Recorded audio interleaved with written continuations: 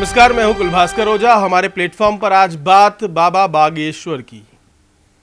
सच्चाई में तो दिखते ही हैं, अगर उनको अवॉइड किया तो सपने में आएंगे। कैसे आएंगे वो खुद बता रहे हैं। एक बार सुन लीजिए, फिजी में उन्होंने अपने भक्तों को, अपने पागलों को क्या कहा। नाराज होके घर जाओगे, टीवी तो देखोगे, हम टीवी पे आ जाएंगे। तुम टीवी पे चैनल बदल दोगे, मोबाइल तो चलाओगे, हम यूट्यूब पे आ जाएंगे। जय श्री राम। अच्छा, तुम यूट्यूब पे हमें ब्लॉक कर दोगे, फेसबुक तो चलाओगे, हम पोस्ट बन के आ जाएंगे। तुम पोस्ट में भी हमें ब्लॉक कर दोगे। हमने अब नया सीख लिया, इंस्टाग्राम तो चलाओगे, हम रील बन के आ जाएंगे। तुम वहां भी बंद कर दोगे, सोगे तो हम तुम्हारे सपने में आएंगे। सुन लिया आपने। यूट्यूब पे मैं रोकोगे तो फेसबुक पे आऊँगा, फेसबुक पे रोकोगे तो इंस्टा पे आऊँगा, इंस्टा पे रोकोगे तो एक्स पर आऊँगा, एक्स पर रोकोगे तो व्हाट्सएप पर आऊँगा, और व्हाट्सएप पर भी रोक दोगे मुझे तो मैं रात में सपने में आऊँगा। किसके पीछे पड़े हुए हैं इतना, और क्यों पड़े हुए हैं? क्या बाबा बागेश्वर हर भक्त के सपने में आना चाहते हैं? हर समय चाहते हैं कि भक्त जो है उनकी ही बात सुने, उनके बारे में ही सोचें? क्या चल रहा है उनके दिमाग में? इसी मुद्दे पे करेंगे न्यूज़ रूम में चर्चा। हमारे साथ शैलेंद्र जी हैं और वक्ता हैं।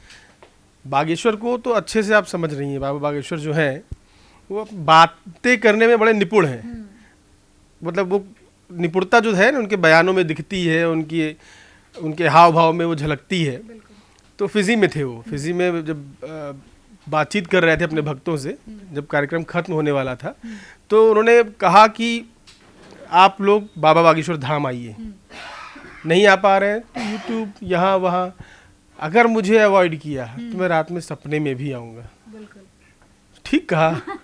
देखिए, बाबा का अंदाज हमेशा से अलग रहता है, चाहे वो फिर फिजी में बैठकर अपने भक्तों के साथ वाद संवाद करें या फिर वो भारत में बैठकर वाद संवाद करें। उनके वर्ड का जो चयन होता है, जिस तरह से वो बातचीत करते हैं, वो बहुत अलग अंदाज होता है। युवा होने के साथ साथ उनके अंदर वो पूरी मस्ती दिखाई देती है कि वो युवाओं को अपनी तरफ आकर्षित कर सकें, और इसीलिए कहीं ना कहीं वो ये समझाने की कोशिश कर रहे थे कि देखो, अगर यहाँ नहीं सुनोगे तो मुझे व्हाट्सएप पर सुनोगे, कहीं ना कहीं से घूम फिर कर मेरी रील व्हाट्सएप पर आ जाएगी, वहां से नहीं देख पाओगे तो मैं यूट्यूब पर भी कहीं ना कहीं दिख जाऊंगा, वहां भी नहीं देखोगे तो फिर फेसबुक पे दिख जाऊंगा। यानी कि कुल मिलाकर उनका कहने का मतलब ये था कि सोशल मीडिया पर मेरा बहुत नाम है, मुझे सब जानते हैं, मैं कहीं ना कहीं से घूम फिर कर तुम्हारी बातों तक पहुंच जाऊंगा। तुम ना भी चाहो मुझे सुनना तो भी तुम्हें सुनना पड़ेगा और मेरी बातों पर गौर फरमाना पड़ेगा। तो युवाओं के लिए बड़ी मुसीबत वाली बात है, ना भी चाहें तो भी बाबा बागेश्वर की बात को उनको सुनना पड़ेगा।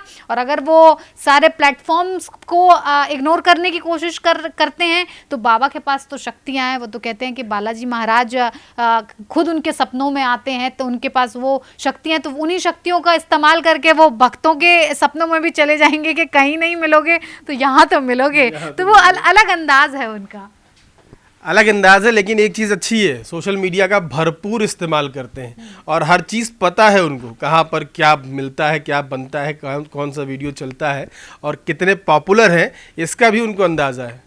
समस्या ये है कि आजकल के जो युवा हैं वो तो रात में सपने में कुछ और देखना और सोचना चाहते हैं, कुछ अपने सपने देखना चाहते हैं, आगे बढ़ने के, भविष्य के, और इसके बस सनातन में अटका देंगे बाबा बागेश्वर उनको अभी से, तो गड़बड़ नहीं हो जाएगा?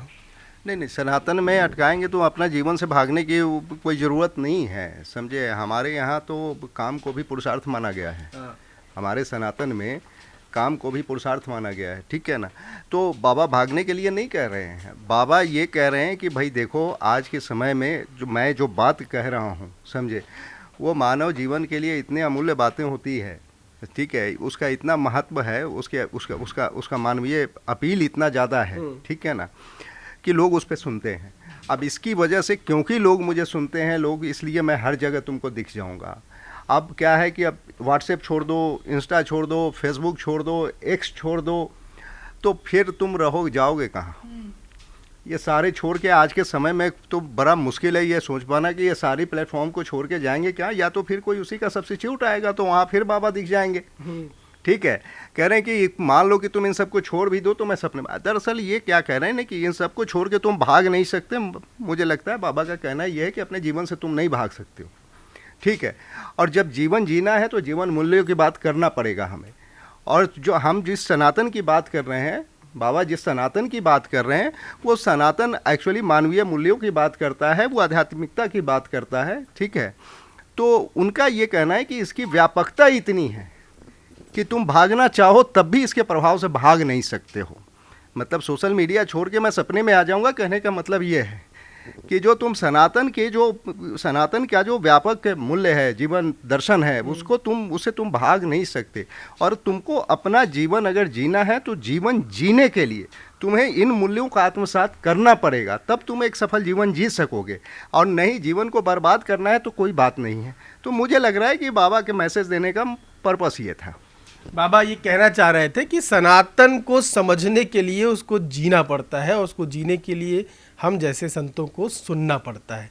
उनके हर बयान के पीछे उद्देश्य वही होता है, सनातन का प्रचार और प्रसार।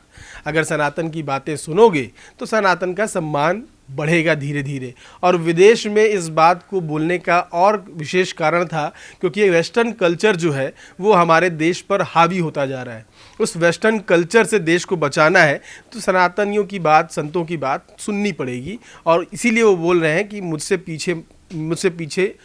पीछा मत छुड़ाना, मैं हर जगह तुमको मिलूंगा अगर तुम्हारे अंदर सनातन का सम्मान है तो। और ये सम्मान ही भारत को विश्व में, दुनिया में विश्व गुरु बनाएगा। तो एक छोटे से हंसी मजाक के पीछे भी एक बहुत बड़ा संदेश बाबा बागेश्वर ने दुनिया को दे दिया। बिल्कुल बिल्कुल दे दिया। अब वो इसी तरह से हल्के फुल्के अंदाज में ही उन्हें जो बात अपने भक्तों तक पहुंचानी होती है या दुनिया में एक मैसेज उन्हें स्प्रेड करना होता है, अपने भक्तों तक पहुंचाना होता है, वो इस हिसाब से वो पहुंचा देते हैं कि मैसेज भी पहुंच जाता है, मज़े की बात भी हो जाती है और युवाओं को वो चीज़ बेहतर तरीके से समझ में भी आ जाती है। तो वो जो अंदाज़ है बात करने का, उनका जो लहजा है, वही ज़्यादातर लोग पसंद करते हैं और इसी वजह से वो इतने पॉपुलर हैं कि तमाम सोशल मीडिया प्लेटफॉर्म्स जो बाबा ने गिनवाए वो उस पर नजर आएंगे, ऐसा उनका मानना है। ये बहुत ज़रूरी भी है और बढ़िया भी है। क्यों ज़रूरी है हर प्लेटफॉर्म पे दिखना? जी, अब नहीं, अब तो समय है ना, अब हर किसी के पास आप सीधा सीधा तो पहुंच नहीं सकते ना। आप जहां प्रवचन करते हैं या भागवत कथा कहते हैं या हनुमान कथा कहते हैं, अब वहां उसकी स्ट्रेंथ इतनी नहीं होती कि भाई वहां आपके 10-20 लाख लोग, 50 लाख लोग, 1 करोड़ लोग पहुंच जाए। वहां पहुंच भी जाएंगे तो फिर टीवी स्क्रीन पे ही दिखेंगे। तो टीवी स्क्रीन पे दिखेंगे तो मोबाइल स्क्रीन पे दिख जाए, क्या फ़र्क पड़ता है उससे? तो ये क्या है ना कि ये सोशल मीडिया जो है, प्लेटफॉर्म्स हैं, डिफरेंट प्लेटफॉर्म्स हैं, ये लोगों तक पहुँचने का बहुत बढ़िया माध्यम है। इससे कम्युनिकेशन बहुत आसान हुआ है। तो बाबा इसका फ़ायदा उठा रहे हैं और बाबा इसका बहुत सदुपयोग कर रहे हैं, अच्छी अच्छी बातें लोगों तक पहुंचा रहे हैं, लोग उनसे अच्छी अच्छी बात सुनने के लिए जुड़ रहे हैं। तो ये अच्छी बात है। अच्छी बात है, मतलब सपने में आएंगे तो ये अच्छी बात है, बुरी बात नहीं है। सपने को सोचिए, सपने में सनातन के बारे में सोचिए और उसके विचारों को आत्मसात करेंगे तो बाबा बागेश्वर का जो संकल्प है वो पूरा होगा। जो उनके भक्त हैं उनके लिए बहुत अच्छा संदेश इन लाइनों में छिपा हुआ था। अगर आपको कुछ और लगता है तो अपनी राय हमें कमेंट करके ज़रूर बताइए।